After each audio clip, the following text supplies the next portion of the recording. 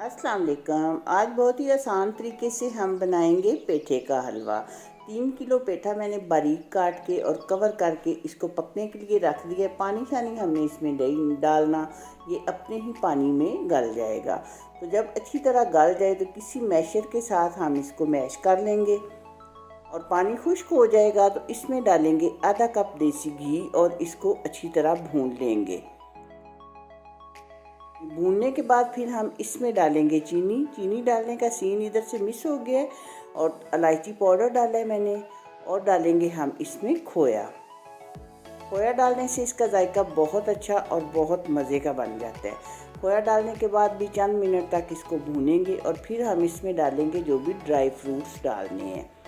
Dry fruits डालने के बाद चंद मिनट तक इसको भूनेंगे और हलवा हो जाएगा हमारा तैयार, बहुत ही शानदार सा।